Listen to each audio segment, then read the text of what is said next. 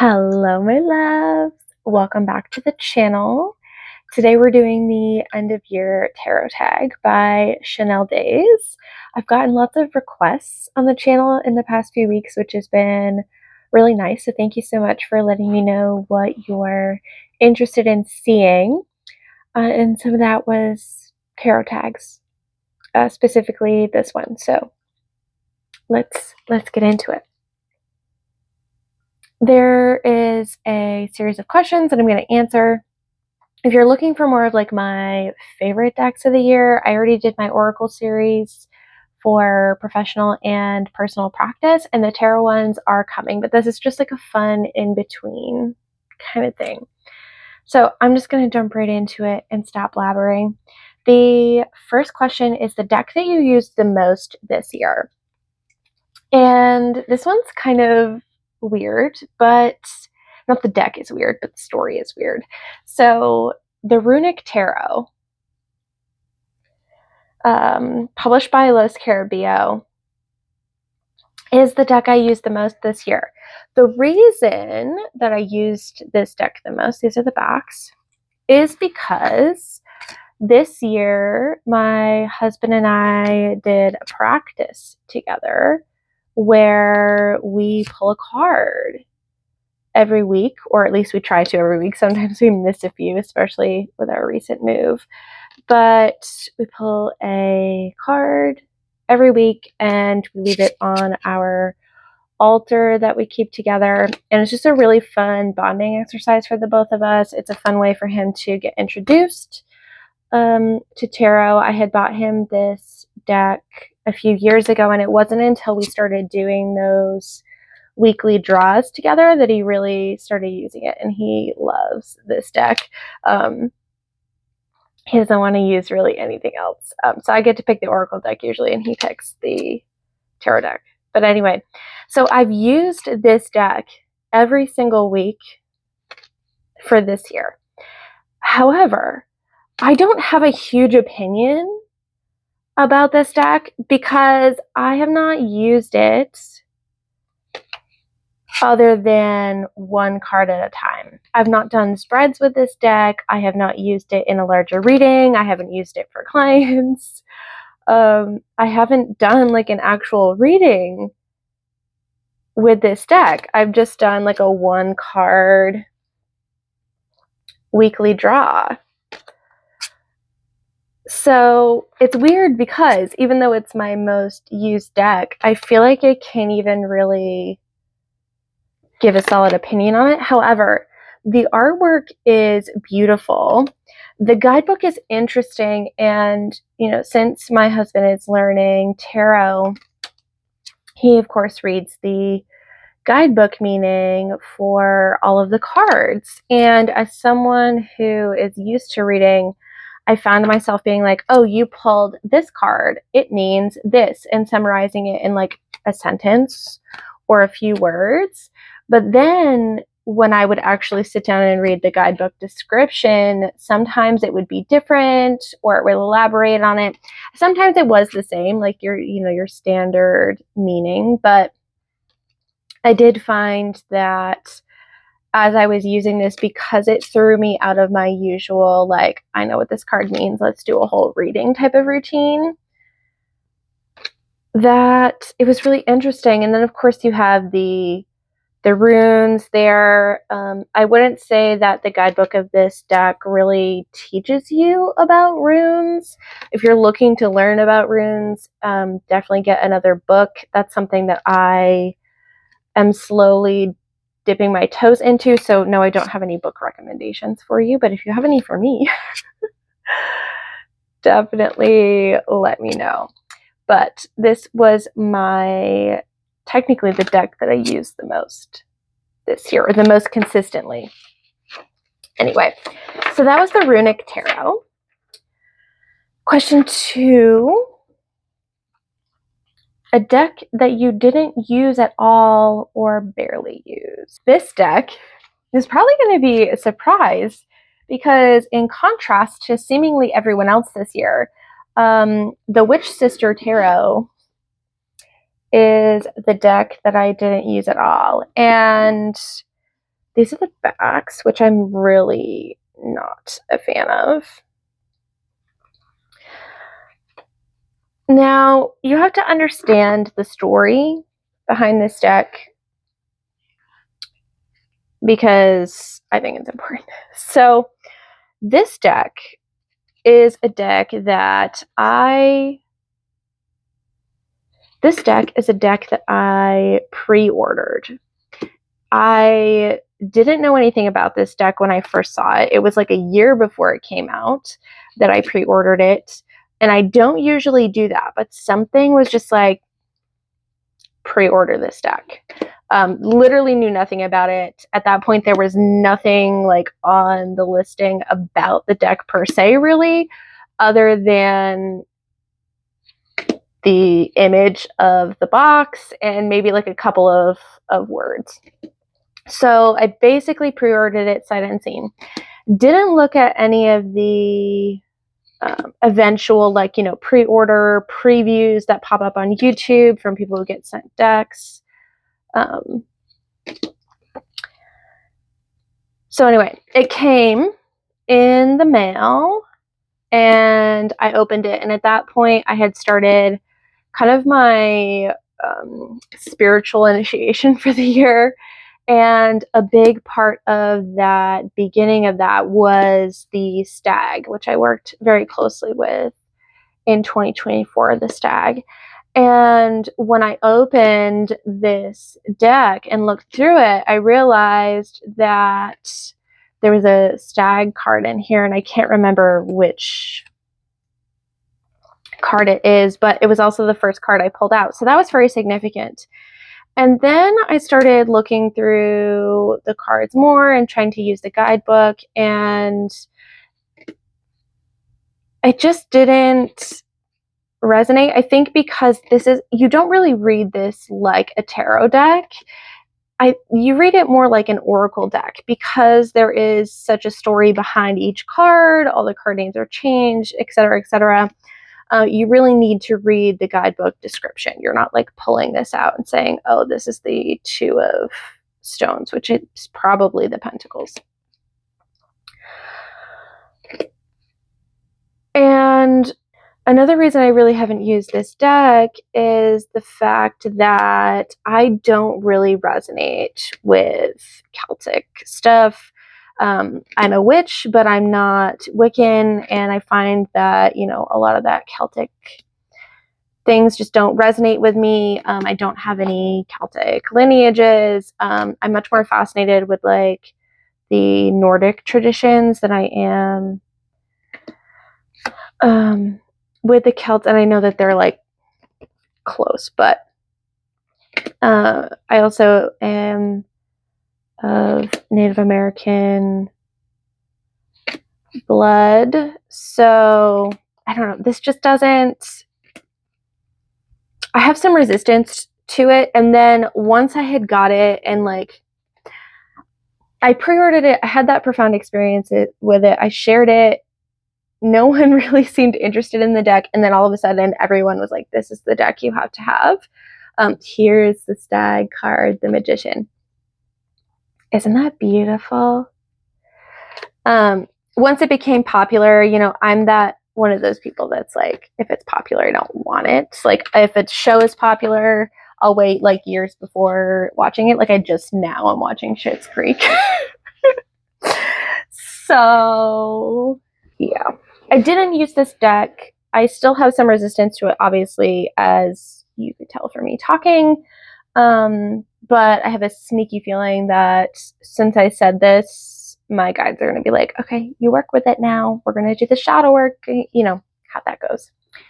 So that is number 2, 10 minutes in. The Witch Sister Tarot. If you haven't figured out, I'm very chatty because I like explaining the what, why, when, where, like the meaning behind it, and not just showing you a deck.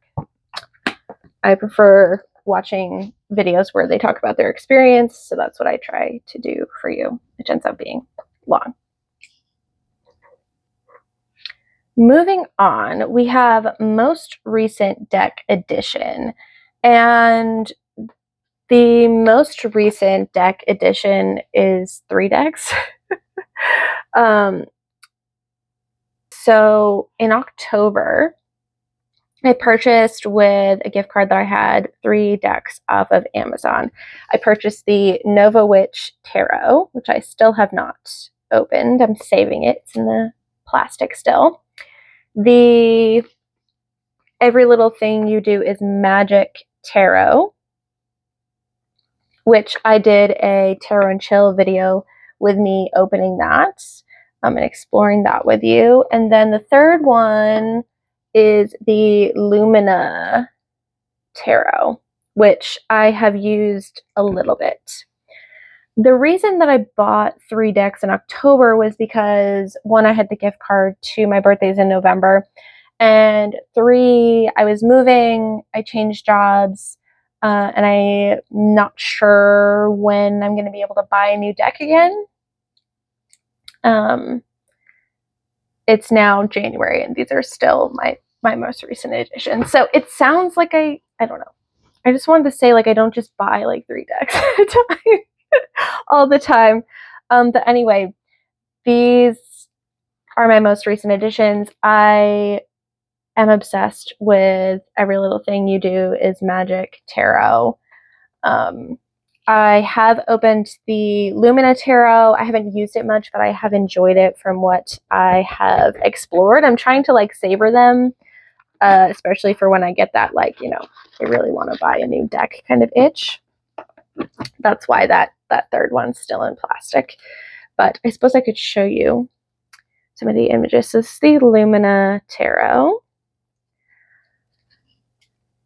And I do really enjoy that this deck it's like colorful and watercolor and playful, but also does take itself a little bit seriously. I really like the black and white illustrations, and I love the addition of so many animals into it. Again, I don't have a ton to say about this other than just looks. I was disappointed a little bit when I opened it and it was like all pips, but I don't know, it kind of works. I'm kind of digging it. So this is one that I will, of course, use more as the year goes on. We'll stop on this one because I'm obsessed with this Ten of Swords. I don't know why, but I'm like a Ten of Swords person. As in, like, I really enjoy seeing how people choose to depict that card. And I really like the vulture with the blood, and it's really nice. So that is the Lumina Tarot. I'm trying like not to shake the table and in turn dropping everything. Please excuse my hot messness. In a perfect world, I would refilm this, but you would never see it if I did. So we're trying to beat those perfectionistic tendencies. It's not going well, clearly. I'm obsessed with this deck. Every Little Thing You Do is Magic Tarot. Usually I'm not I love animals, but I don't usually like animals as the main focus in a tarot deck. However, with this deck, it just works. I am obsessed with like the real photo collage mixed with the very tastefully and well done illustrations like this. You get like real nature photos mixed with drawing and collage, and it's just a beautiful mixture of nature and art, like art that a person has done. I really appreciate this Justice card with like the correctly biblically interpreted version of an angel. I don't know if that's exactly what it's supposed to be because the guidebook doesn't tell you that, I don't think, from my recollection, but that's how I interpret that drawing. And I think that that's really cool. Not that angels are my thing, but anyway. those are my most recent deck additions. I have used this deck, Every Little Thing You Do is Magic, obsessively since I opened it. It's probably been my most used deck at the end, like for the last 2 months of the year. So there's that. Deck that isn't your usual style is the next question, and that is the Thoth Tarot. For a long time, I wanted to study this deck and didn't pick it up. I even bought the Book of Thoth by Aleister Crowley in either late 2022 or early 2023 to study the deck on my own. And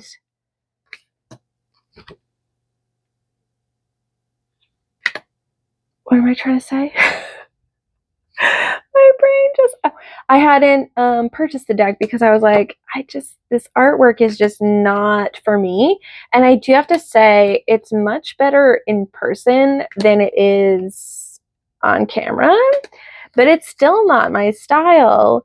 And yet somehow I find myself so intrigued. I was working on studying this deck in October, November, but I moved across the country in November from Maine to Texas, which is where I am now. And that study has kind of taken a back seat, but I'm looking forward to getting back to that at some point when it begins to call me again. But that is the Thoth Tarot, a deck that really isn't my usual style. Number 5 is favorite deck pairing, and I don't really pair decks. Like, that's not something that makes me giddy. I'll use like 5 decks in one reading. Like, I'm wild like that. So I don't do deck pairs. However, I did accidentally stumble upon a deck pair that like blew my mind away and still like blows my mind. And that is, I feel silly saying this, but the Beautiful Creatures Tarot with artwork by Jasmine Beckett Griffith and the Nameless One Tarot by Zia Hunt. Nothing about these two decks should be similar. It like, in no world would two people put these decks together and say that they would work well together. But they do. I ended up using these two decks together because I was doing Racing at Owl Moon 513's Forget That Deck workshop. I think it was either late summer, early fall that she did that. And I was having a hard time connecting with both of these decks. I tried to like get rid of the Beautiful Creatures Tarot like a million times and just never have been able to have it leave my library of decks. And I have tried to do like deep studies with the Nameless One Tarot several times, and it just never clicked. So I was like, you know what? I'm just going to do these decks in tandem, like forget that deck for both decks. And they worked so well together. Not only do they visually complement each other somehow in like this weird color matching kind of way that you wouldn't expect, but the messages that they give together, especially for shadow work, is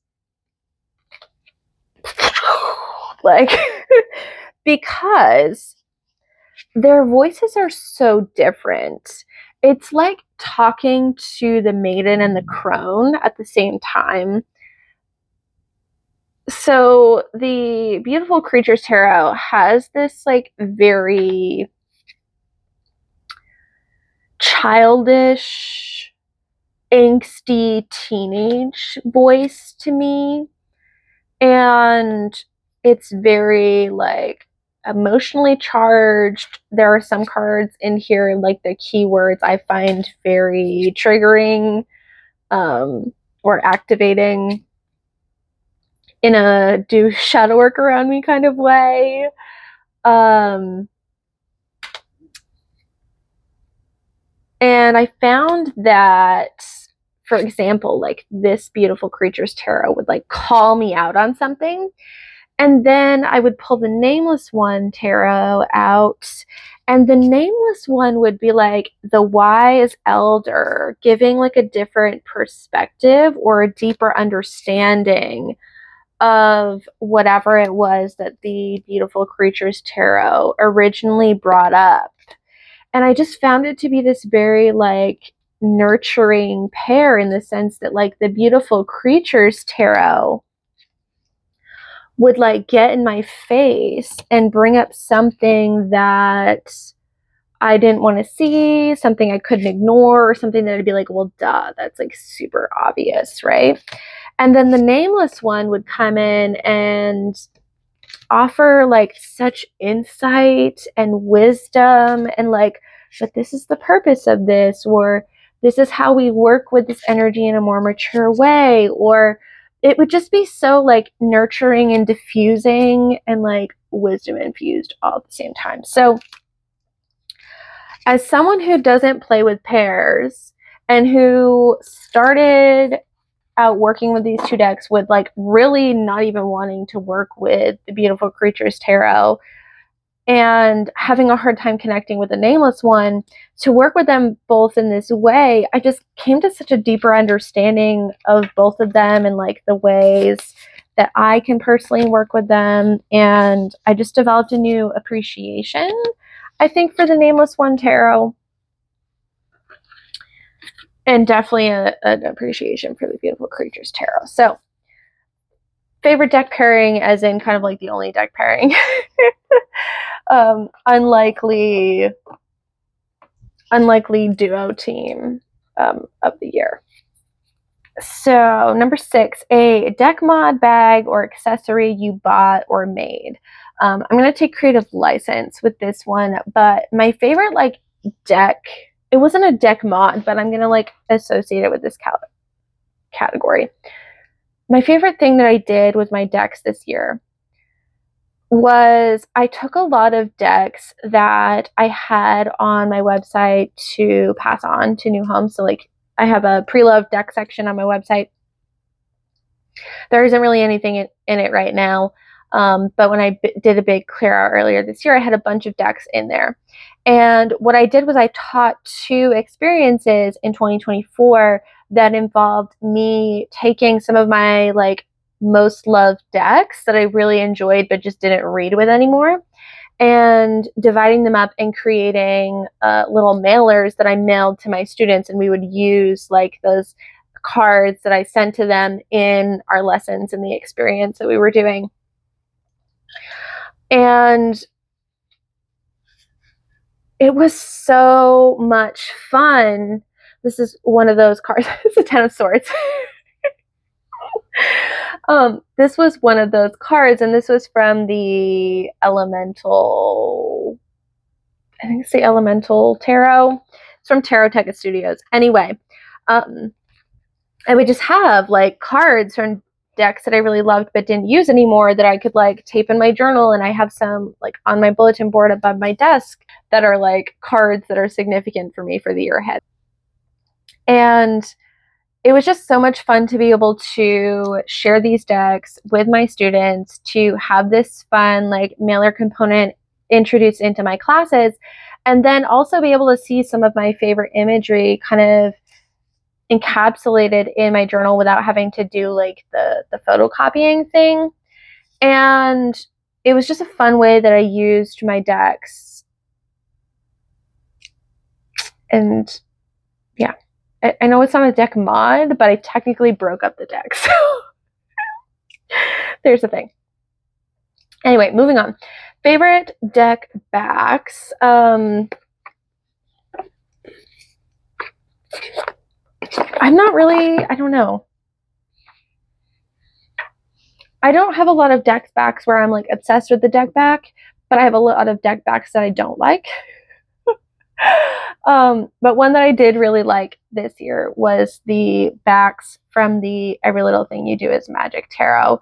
And I just really love this black and cream kind of theme with the doodles. Like, I'm someone who really, really loves stars, and I have done a lot of creative journaling in the past.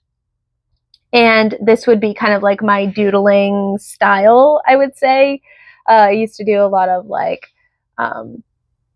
patterns with paint pens or whatever. So this just makes me think of that. And I really enjoy this particular card back. Number 8 is deck with a great theme. And I don't know how anyone would pick for this, because most of the decks that I acquire have a theme, because that's something that is really important to me. But a deck that has a great theme, in terms of like a theme that I work with a lot, is the Witch's Tarot, which does have quite a bit of nudity. So you have been warned if you have little eyes or you just find that uncomfortable for some reason.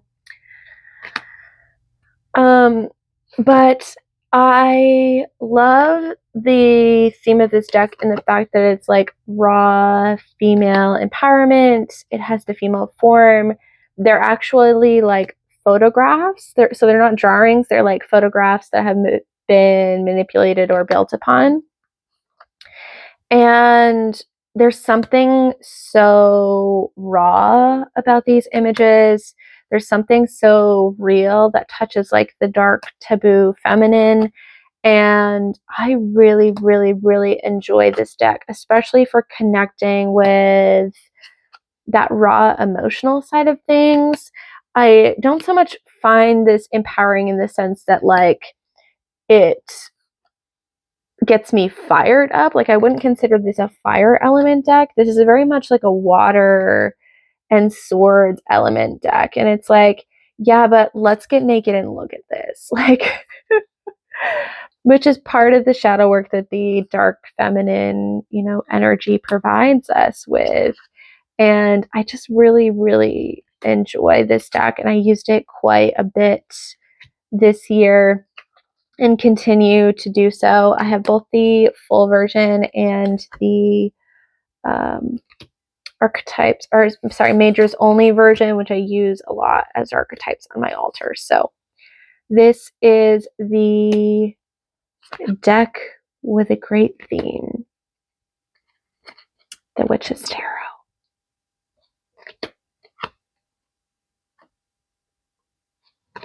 Okay, number 9, a deck you're in love with. That's a lot of them, because I like my decks. But a deck that I'm in love with that really, really surprised me this year was the Golden Art Nouveau Tarot. And honestly, I'm so glad that I got this. I never would have purchased this for myself. I was like, this is not my style. But I occasionally do like deck swaps or deck trades. You can email me if you're interested in that. It's just when we have like used decks we're not into anymore, you want to refresh, and we swap. They're always really fun. But I got this in the deck swap, and I'm obsessed with this deck. I think it's because I've worked a lot with the stag and like that more masculine energy this year, but there's something about this that's not only like masculine, but it's creative. I wouldn't say it's earthy. It does have more of that like dry, but there's like, I don't know, there's a buzz about this deck that's also like very grounded and super practical that I really appreciate. And I didn't think that I would like the art style, but I actually do really enjoy the depictions of the people in this deck. Like, look at her face. I love this. And the just gold holographic foil gives it such a fun royal feel in a way that other decks don't. You know, we have the foil edging sometimes that we get, but we don't often get foil on the cards. And the way that it's placed really does add to the card itself. Like, for instance, in this Four of Swords, the only foil we have is in the window. And it makes me think of like when you're taking a nap and like the sun's like shining in on you. A lot of the foil is, of course, in the background, but I don't know. It adds something to this deck, and I just love it. I adore how this deck shuffles. I love the size of it. I love the just energy coming off of it and how I feel while reading with it. It is one of those decks that feels just like very practical, but rides that line between like practical and more etheric. I don't know if that's the foil or just the dynamic movements. I really enjoy this Temperance card as well, and Temperance isn't usually a card that I really like the depiction of. So yeah, I love this deck. Here's Death.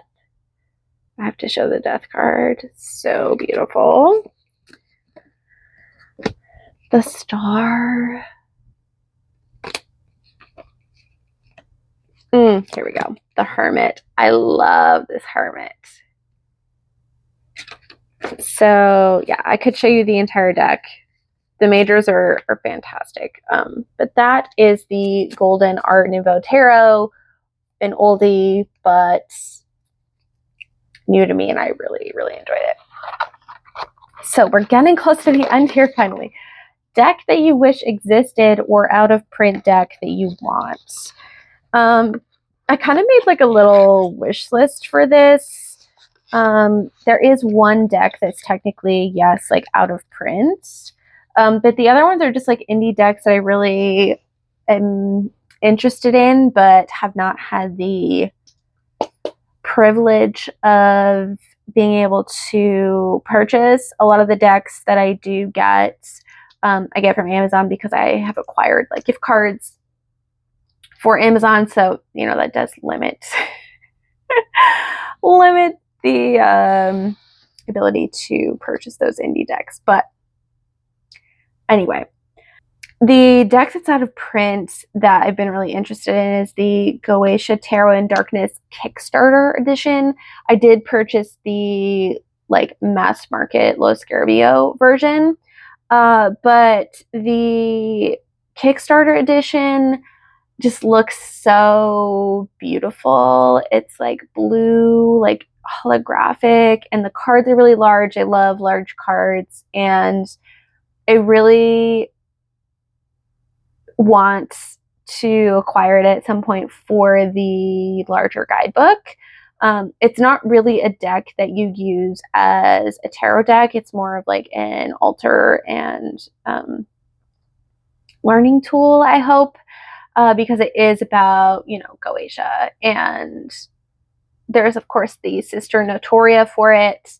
But I don't know. It's one of those decks that like terrifies me a little bit, but super intrigues me, and it's a subject that I want to learn more about, and I feel like that's a fun way to do it.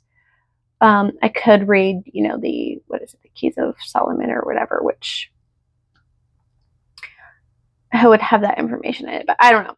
There's just something really intriguing about that Kickstarter edition of that deck, and I know that that's not something that I can acquire. I can't even find like secondhand ones that people want to sell on eBay, which I probably wouldn't be able to purchase anyway, because usually they're outrageously priced for like $400 or $500 or something. But they don't really pop up. But that is one deck. Some other decks that I would really like to get my hands on at some point that feel kind of out of that price range at the moment are the Circle of Doors Tarot. That one's like, everyone's hot on that one. And it's really intriguing. I think it looks really fun. The Terra Volatile Tarot, I am very intrigued by. It's totally not my art style, but there's something about like the big book and the idea that you can choose your own cards. That's like, I don't know. I think that would be so fun. And the Emerald Papyrus Tarot, which came out recently, and was a Kickstarter project, but it's all like Egyptian symbolism and stuff, which is really, makes me hot under there. So that was weird. Anyway, that's kind of like my out of print or not as easily accessible tarot wish list. 11, card that sums up your year as a whole, I think would be the Hermit card. The Hermit card was actually my card of the year. This is just a random card. It's not like my favorite depiction or anything, but this is my card of the year, and it happens to be the card of the year for the collective for 2025. And I paired this with a few other cards to illustrate kind of the themes that I worked with in 2024 in tandem with the Hermit. So we have the Three of Cups, the King of Cups, and the Moon. And I really found that in 2024, I did a lot of like internal healing work. I went through a psychic mystery school, but I also did a lot of growth work in terms of community and connecting with people. As a very highly introverted Scorpio who works for herself, I don't know. I just don't really talk to people. And in 2024, I found myself really diving into this sense of community and opening up with that King of Cups energy and really communing more like one-on-one in real time online with some beautiful friends that I had met. And I was participating in the psychic mystery school, which you had to be like there for live lessons, which was super uncomfortable for me at first. And then I was doing my Akashic record readings, which were one-to-one readings in real time. And then I moved across the country and am now in this like crazy other life that I didn't even think I would be doing. And I'm about to help my mother-in-law open and run a cafe. And I'm going to be like the main manager point person, like doing literally everything, which will involve, of course, a lot of peopling, as I like to say. So even though, yes, this was a hermit year for me, and there was a lot of internal work involved and a lot of pushing myself, coupled with the strength, which I had learned the lessons of the year before and really kind of initiated and assimilated for myself the year after, which makes a lot of sense if you know how the card of the year internally works. But anyway, that's a topic for another time. Let me know if you wanted me to dive deeper into that. But the Three of Cups, I think this idea of community and actually like spending time with people other than my husband and my dog was a really big theme for me in 2024. Number 12, tarot practice reflection. My tarot practice actually was very interesting in 2024 because I actually got away from doing like daily draws with tarot or using tarot every day. And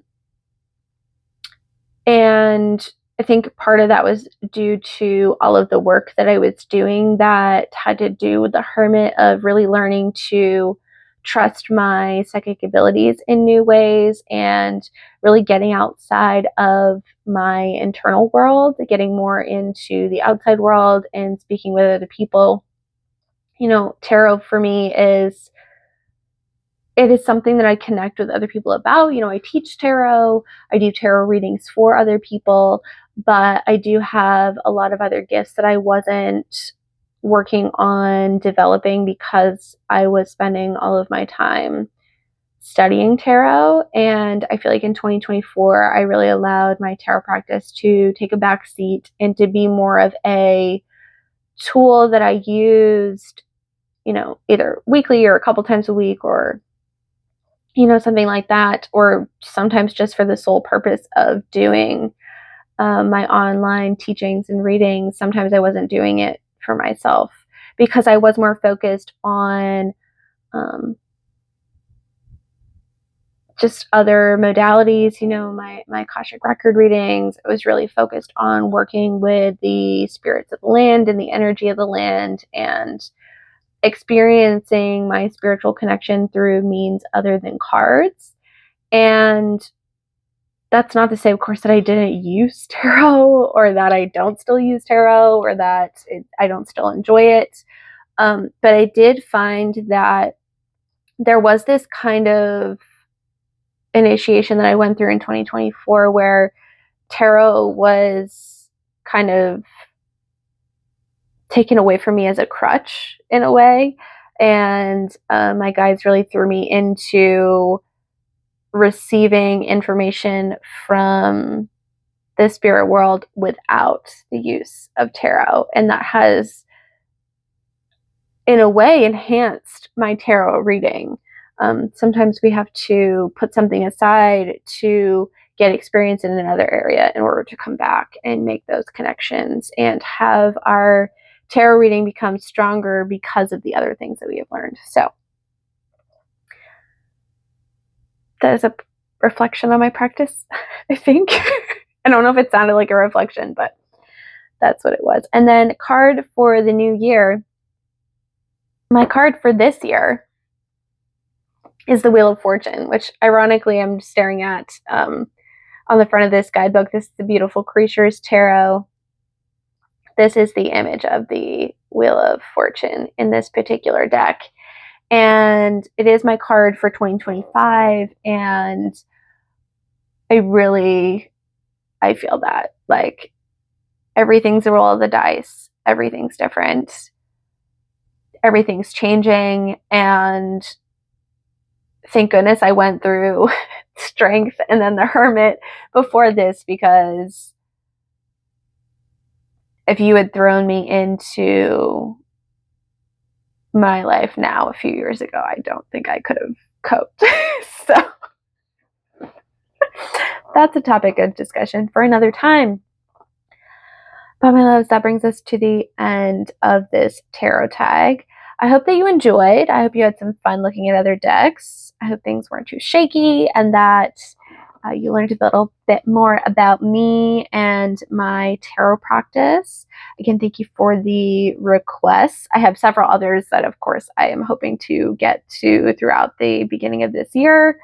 But if you do have, if you are interested in something specific, let me know and I will put that down on my list for consideration. Thank you so much for spending your time with me today. As always, if you made it to the end, I'd love to know. It's really fun to see who kind of sticks around. Those messages make my day. I love all your comments, but for some reason, those of you who are like, I stay till the very end, like it just makes my day. So I'm gonna leave you here. I'm gonna stop rambling. Have a beautiful start to your 2025, and I will see you again really soon. Take care, my loves. Bye.